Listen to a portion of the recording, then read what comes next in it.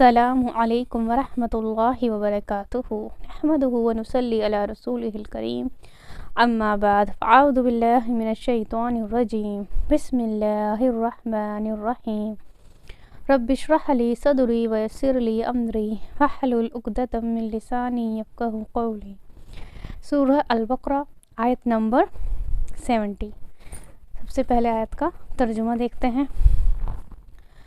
قالو کہا، ادعو لنا دعا کرو ہمارے لیے، ربکا اپنے رب سے، یبینا وہ بیان کرے، لنا ہمارے لیے، ما ہیا وہ کیسی ہو، ان البقرہ بے شک گائے، تشابہ ملتی جلتی ہیں، علینا ہمارے پاس، انا اور بے شک ہم، انشاءاللہ اگر چاہا اللہ نے، لمہتدون ہدایت پانے والے ہیں یا کرنے والے ہیں، راہ پانے والے ہیں۔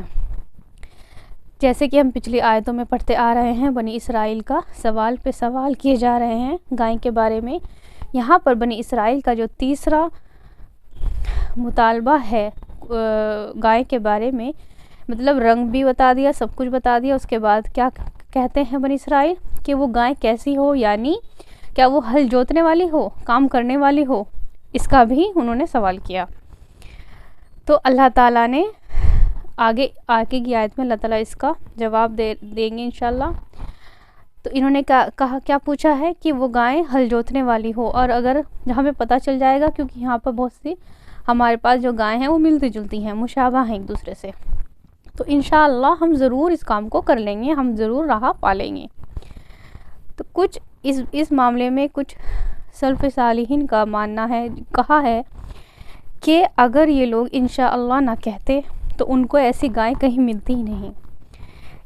تو انشاءاللہ کہنے کی اہمیت ہمیں اس آیت سے پتہ چلتی ہے کہ اس کا مطلب مستقبل میں ہم جو کام کرنے والے ہیں تو اللہ کی اوپر چھوڑنا، اس کے کام کو ہونے کے لیے اس کام کو اللہ کے اوپر چھوڑنا، یہ انشاءاللہ کہنا۔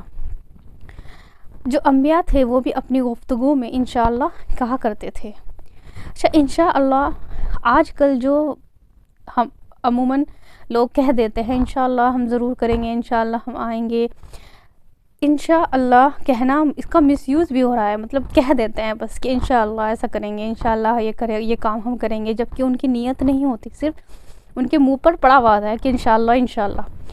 لیکن انشاءاللہ میں اور ایک عقیدے کے ساتھ انشاءاللہ کہنا، اس میں بہت فرق ہے۔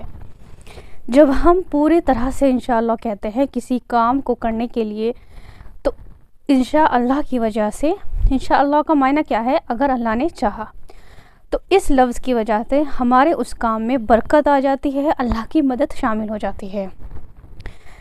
امام نووی کا کہتے ہیں کہ اگر انسان کہے کہ میں یہ کام کروں گا اور یہ کہہ کر انشاءاللہ کہے، تو اس کام میں اللہ کی مدد شامل ہو جاتی ہے اور اس کام میں برکت بھی حاصل ہوتی ہے۔ تو ہمیشہ انشاءاللہ تب کہیں جب آپ پورے دل سے پوری نیت کے ساتھ کہہ رہے ہوں، صرف ایسے ہی کہہ دینا یہ صحیح نہیں ہے۔ تو اس آیت سے انشاءاللہ کی جو اہمیت ہے وہ ہمیں پتہ چلتی ہے۔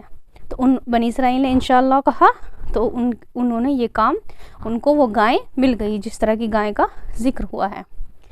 السلام علیکم ورحمۃ اللہ وبرکاتہ۔